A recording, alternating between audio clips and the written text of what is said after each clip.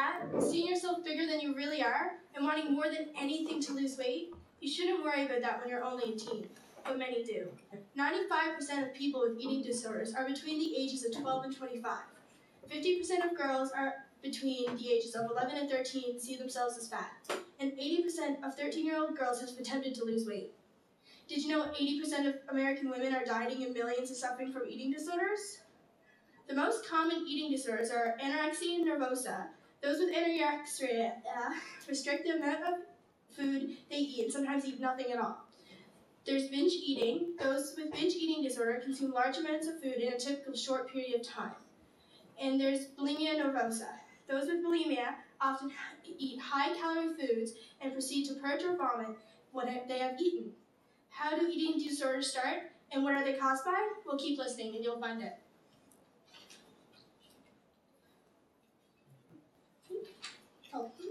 Eating disorders are drastically increased by the media.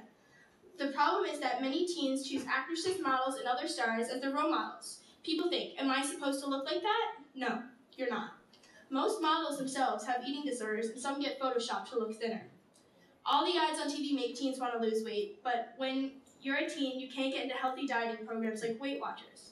I'm not saying all diet ads are bad, but you should really notice that sometimes the results, in tiny print, they say results are not typical on the bottom of the ad. It's important to know that you might not get the results you're looking for. There are computer pop-ups too. You know the one with the girl's stomach that gets really big, then smaller, and then big again? And there are pop-ups on the side of web pages that if you click them, they take you to a website to lose weight. In a healthy way, but when you're a teen, you can't use it. The media has a huge effect on teens.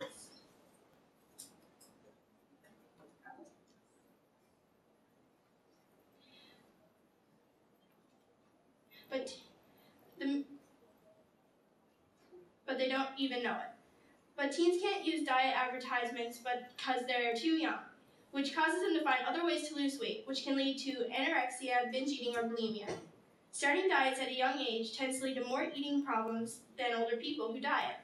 Teens are young and don't know the harms of diet pills or unhealthy ways to lose weight. Some think it can help, but it really harms their bodies. Some teens become a vegetarian to think that they can lose weight. But did you know vegetarians are at greater risk of an eating disorder and suicide than their meat-eating peers? A lot of eating disorders are caused because of friends and family too. Let me tell you a story. Let's say there are these two friends. One is thin, pretty, and is in sports and dance and has poor food choices. But the other is normal size and eats just like the thin friend. They both like the same guy, but the skinnier girl gets him. The other may think that it's because of her weight. But that's how an eating disorder can start. Friends and family can be a big influence and reasons of starting an eating disorder. So can the people around you. When you're a teen, you tend to compare yourself to people around you, and you have a low self-esteem. Many teenagers diet in hopes of improving their self-esteem and social standards, only to develop unhealthy eating habits. Teens are under a lot of pressure to fit in and spending a great amount of time worrying about what others think about them and their body. They are led to believe that if you're skinny, you'll be accepted. Some teen girls see other hot, tall, thin girls and think that will get a guy to like them if they have to be thin. But that's not true. Some family members can have an impact on starting an eating disorder.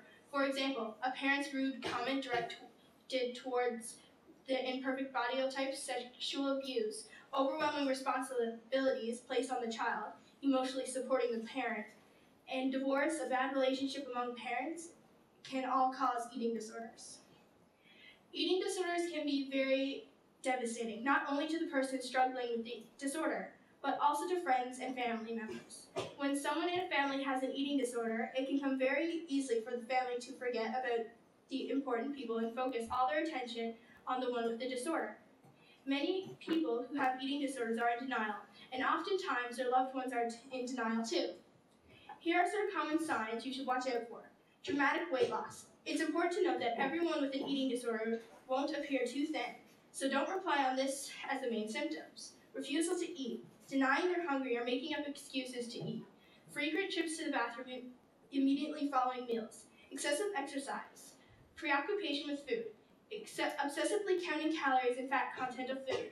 Adopting rich eating rituals, such as weighing food, chewing food a certain number of times, or spitting out the food after chewing, wearing baggy clothes to hide weight loss, keeping a food diary, mood swings, depression, and insomnia or poor sleeping habits. An eating disorder is a very important condition to treat, but it should not put a stop on your life. It is very important for family members to find a healthy balance between caring for their eating disorder child and their own lives. If one of those two things is given too much attention, something or someone will be neglected, causing a situation to get even worse. Eating disorders are very harmful to the body, and signs of this harm will eventually show. Some of the physical signs of an eating disorder are dry skin, brittle nails, thinning of hair that breaks or falls out, growth of fine body hair covering the whole body, tiredness, dizziness, or fainting, dehydration, irregular heartbeat, low blood pressure, organ damage, bone loss, rotting teeth, tears in the esophagus, stomach ulcers, frequent sore throats or swollen glands, and bloodshot eyes or light bruising under the eyes. When you find out someone has an eating disorder, you see these signs clearly, you should bring them to an eating disorder treatment clinic. Do not keep their secret if you find out. Tell someone. People with eating disorders see themselves bigger than they really are. They look in the mirror and are disgusted, but when they get the help they need, they realize they're beautiful no matter what. I believe there's someone out there for everyone, and no matter what, you're never alone. There's always someone who cares.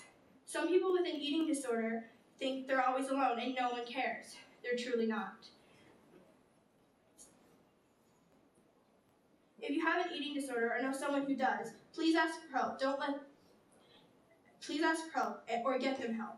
About 326 people die every week, and about 100,000 people die a year from an eating disorder.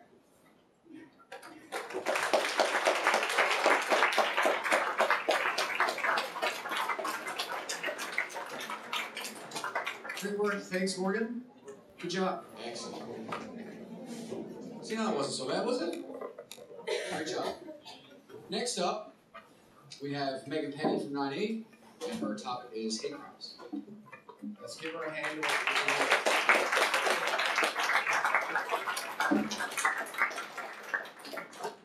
What is hate crimes? I'm sure you all know. Dear Matthew, it has been 5 years since your body was found lying unconscious, brutally beaten, and hanging from a wooden fence in Laramie, Wyoming. Dr. Omanuel Atkinson wrote a letter to 21-year-old Matthew Shepard in 2004.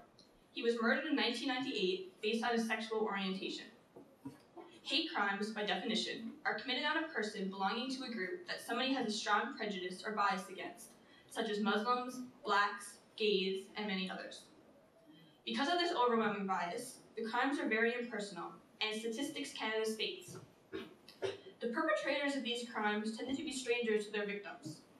77% of victims of police-reported hate crimes did not know their attacker. When the victims speak out about their attacks, hate groups all over the world react to these acts, and they continuously grow, especially on the internet. No matter your opinion on this subject, killing or committing crimes on someone based on a prejudice shouldn't be accepted in any society and should be addressed more severely. All over the world, people are persecuted in regard to their sexual orientation, religious beliefs, or race. What is a hate crime road? The FBI reports more than 9,000 hate crime victims in 2003. When an estimate of unreported crimes is added on, the total may be closer to 50,000 a year. The highest targeted groups, with 4 in every 10 hate crimes, are blacks, followed by the East Indians and Pakistanians. Publicity shows more crimes against gays, however they are the least occurring, but by far the most violent. According to the organization Victims of Violence, on the night of February 21st, 2010, 2 brothers in the Nova Scotia area erected a 2.5-meter cross on the lawn of an interracial couple and set it on fire. There has been a differential in severity of these crimes. Some only brief warnings, such as the burning cross, while others are acts of pure hatred and murder. For example, there exist groups of people who strongly think that homosexuality is a crime against God. They may not go out to kill, but their group encourages others to believe that they are right. Imagine growing up surrounded by people who are always telling you exactly how you should think and give you no room for a personal opinion. If they happen to have told you to be afraid of Muslims or to shelter yourself from gays, how would you know the difference now? Society today gives everyone a false impression of what to believe in. People think that making yourself seem superior against another group will succeed. It is impossible to disagree with that statement, considering the millions of homophobes and the anti-religious living amongst us. No matter where you go, people will always be afraid to admit their sexuality, religious faith, or another personal trait because of the fear of being made fun of, or even worse, killed. Their fears put their life on hold, and there is nobody to blame but those who put the fear in our world in the first place. The surprisingly impersonal values in all hate crimes are commonly overlooked by the crime itself. And normal crimes are usually committed by someone who knows the victim in some way. Hate crimes are the exact opposite. If you knew of someone who is perhaps Muslim, and you strongly disagree with their beliefs and opinions, committing a crime on this person would fall under the hate crime category. There are many people who say punish acts, not thoughts. Although this may be true in certain cases, once you form a strong opinion on something, you will do something about it. Many cases all over the world show how a person can kill only one member of a group and soon create an enormous fear throughout that group. In my opinion, knowing that complete strangers hated me just for being myself would be absolutely terrifying. Hate crime legislation has developed all over the world in hopes to stop this terrifying crime. But the truth of the matter is that the punishments are much less harsh than they should be. The definition of different to you is probably conflicted with that of another's own definition. This impersonal trait underlying in every single hate crime is, in my opinion, what makes them so much more unique and appalling than other crimes. There are close to 1,000 hate groups in our world today, the largest of them being on the internet because so many people are exposed to it. These groups promote their own beliefs on the subject of how people should think, act, in certain situations or life in general. But every one of them shows a hatred for a particular group and will say anything and everything to get their thoughts across. One group against homosexuals is STRAIGHT. Their acronym stands for the Society to Remove All Immoral, Godless, Homosexual Trash. The creators of these associations don't realize the impact they're having on other groups as well, because if one gets so much attention, another is fated to get targeted. The severity of this unique kind of publicity is really quite obvious in showing how fast the internet can spread things such as this. These groups try to make even 40-year-olds believe what they tell their children, and commonly address personal matters or issues with other groups, but lack in actual proof or facts that the groups they are intimidating are actually inferior to themselves. What is a hate crime also states. The number of active hate groups in the US has grown from 474 in 1997 to 762 in 2004. These organizations are one of the main reasons behind why violence and public hatred towards different races and or sexual orientations has continuously risen over the years. The murder of Matthew Shepard is a prime example. At his funeral, a man protested against his burial because his own beliefs were against that of homosexuals, and he very proudly showed the world his opinion, which sadly thousands of people agree with. Hate crimes have terrified millions of people worldwide. They're vicious and have no right to have been committed in the beginning. The time people waste judging others and plotting murders or crimes could easily be replaced with the one thing our world cries out for, but never fully gets: peace. Hate groups everywhere were created on a false bias or impression that their own race, gender, etc. are superior in every way. No matter the severity of these crimes or how they play out, words terrify, sometimes more than actions. People need to realize that everyone is the same on the inside. We are all simply overshadowed by different colors, different religions, and different genders.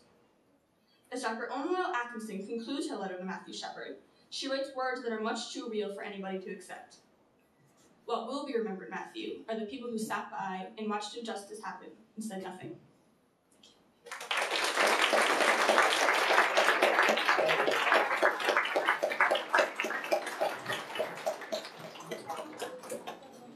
Thank you, Megan.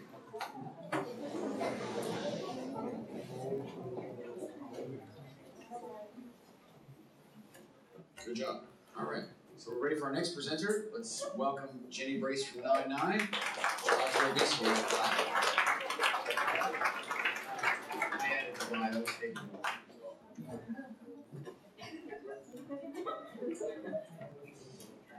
Childhood obesity. Did you know that 1 of 4 children in Canada is considered obese? This means 1.6 million, or 26% of children, have a poor diet and lack physical activity. Child obesity is a serious medical condition that affects young children and teenagers. Every person has an anatomy that is right for them, but we find ourselves storing excessive body fat. When a child stores too much body fat, they are categorized as overweight or obese. Children who are overweight will develop more health difficulties than a child who is physically fit and active. Obese children may commit suicide or resort to drugs and alcohol after being bullied by their peers because of their size and weight. As a result, childhood obesity is responsible for over 300,000 deaths worldwide each year. The child is not the only one to blame for the situation. The parents are also at fault. I will discuss some of the underlying causes and effects of obesity and present preventative measures that would help battle this condition. There are several causes of obesity in youth. The overriding cause of children being overweight is the lack of physical activity. And by obesity, I mean lack of fitness. Mr. Gordon, please contact the office. A child needs to receive 60 minutes of physical activity each day to become a fit individual. Physical activity is any body movement that works your muscles and requires more energy than resting. Canadian youth spend an average of 8.6 hours of stationary activities daily. For some families, to enroll their children in sports or activities, they have financial difficulties. Being part of a sports team can be very expensive, since the cost of tuition fees and equipment is high. Also, adolescents who frequently watch TV and play video games are not engaged in activities where they burn the calories they digest, and will become more overweight than a child who participates in athletics. Going for a walk or run is a healthier choice than watching a movie. It's as simple as that. Make healthy actions. There are many organizations that help children who cannot afford to take part in activities, such as sports.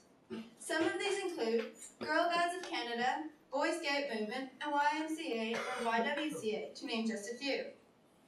Business corporations such as Canadian Tire even subsidize young people who cannot afford to play hockey.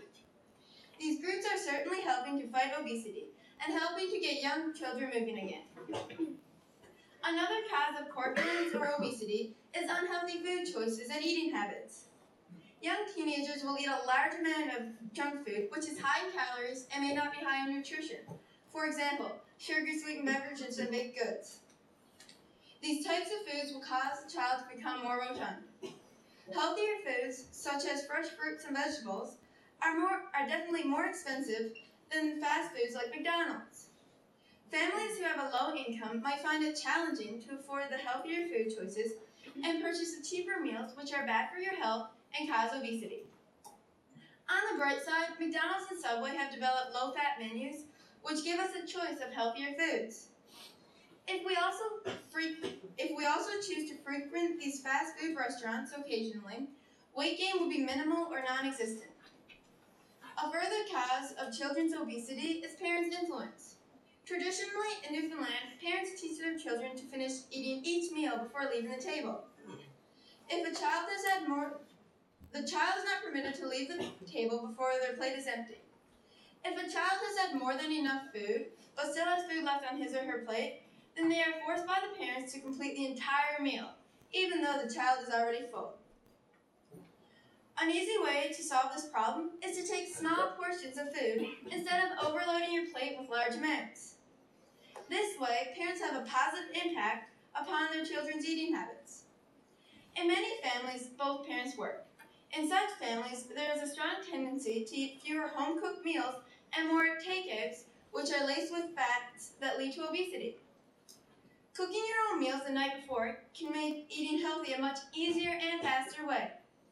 This is a better choice than eating at a fast food restaurant. Children should go grocery shopping with their parents and encourage them to buy healthy foods.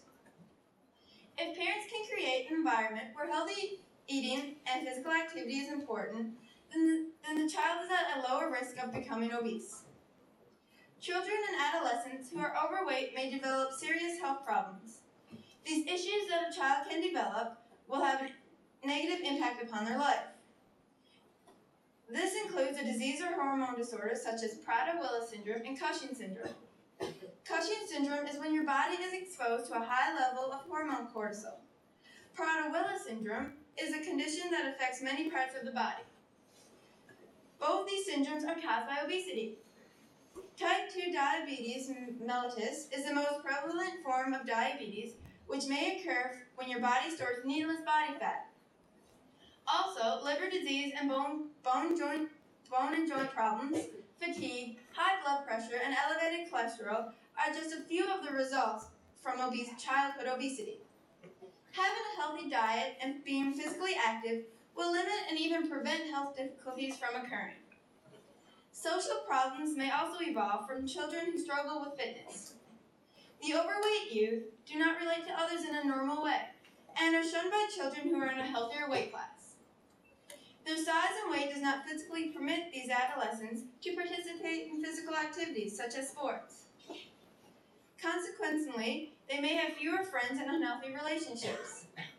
Becoming a fit individual will allow children to relate to others in a better way, which creates strong relationships. Having an optimistic outlook on life will attract others to you, developing better friendships. Obesity in children and adolescents can be prevented. It is a simple matter of making proper choices and taking right actions. Stay away from junk food is not only an easy and safe way to prevent obesity, but is an effective way to control overweight children. Eating foods with a high nutrition level will result in having more energy and a healthier you. Cooking your own meals the night before, or cooking your own meals is a better choice than eating at a fast food restaurant, since the food is loaded with fat and calories. Another way to put a stop to childhood obesity is to get involved with physical activities. Being physically active does not necessarily mean you have to be part of a sports team. There are many ways to become physically fit that are inexpensive, such as walking, exercising at your own home, and even running. Not only does this create a healthy body, but also a healthy mind. Having a healthy body and mind will allow you to have a more positive outlook on life. Growing up in an environment where physical activities and healthy eating are encouraged will also prevent obesity. Being part of a sports team will benefit young children in making new friends and to have better health relationships with others. All you have to do is be committed to a healthy diet and to regular physical activity, and your life will change dramatically. We cannot do this alone. We need help from our parents, school, and the community at large. Schools in Canada can have a major impact in stopping childhood obesity if all students were required to participate in physical activities daily, such as gym class. We should have the mindset where gym is considered a core course, promoting a healthy body, mind, and the overall development of an adolescent. But most of all, the adolescent has to make the wise choices. By working together as a team, child obesity can not only be prevented, it can be eliminated. Thank you.